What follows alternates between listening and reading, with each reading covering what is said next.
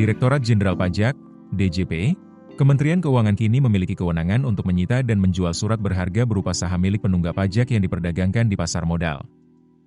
Saham milik penanggung pajak ditetapkan sebagai salah satu objek sita pajak untuk menjamin pelunasan utang pajak beserta biaya penagihan. Kewenangan tersebut diatur dalam Peraturan Direktur Jenderal Pajak Nomor per 26 PJ 2025 yang ditetapkan pada 31 Desember 2025 oleh Direktur Jenderal Pajak Bimo Wijayanto. Peraturan ini merupakan turunan dari Peraturan Menteri Keuangan, PMK, Nomor 61 Tahun 2023 tentang tata cara pelaksanaan penagihan pajak atas jumlah pajak yang masih harus dibayar. DJP menilai, pengaturan teknis ini diperlukan untuk memberikan kepastian hukum, kemanfaatan, serta keseragaman dalam pelaksanaan penyitaan dan penjualan saham milik penanggung pajak yang menunggak kewajiban perpajakannya. Dalam peraturan tersebut ditegaskan bahwa negara berwenang melakukan penyitaan atas saham yang diperdagangkan di pasar modal apabila penanggung pajak tidak melunasi utang pajak beserta biaya penagihan. Penyitaan dilakukan oleh jurusita pajak setelah melalui tahapan administratif sesuai dengan ketentuan peraturan perundang-undangan. Sebelum penyitaan dilakukan, DJP wajib terlebih dahulu melakukan pemblokiran saham yang tersimpan dalam subrekening efek serta harta kekayaan yang tersimpan dalam rekening dana nasabah milik penanggung pajak.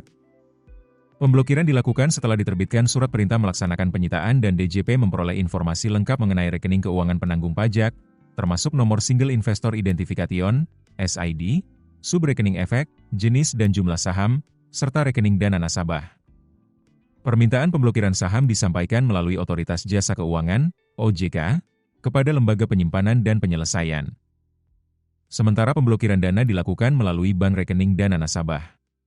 Atas pelaksanaan pemblokiran tersebut, lembaga terkait wajib membuat berita acara pemblokiran dan menyampaikannya kepada DJP serta penanggung pajak.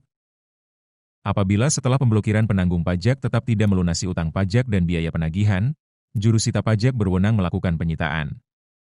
Penyitaan dapat meliputi saham yang terdapat dalam subrekening efek dan atau saldo dana yang tersimpan dalam rekening dana nasabah milik penanggung pajak.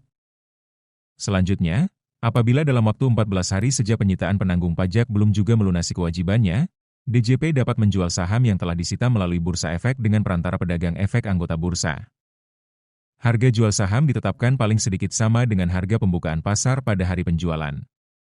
Selain itu, DJP juga dapat melakukan pemindah bukuan saldo dana nasabah ke rekening DJP untuk kemudian disetorkan ke kas negara.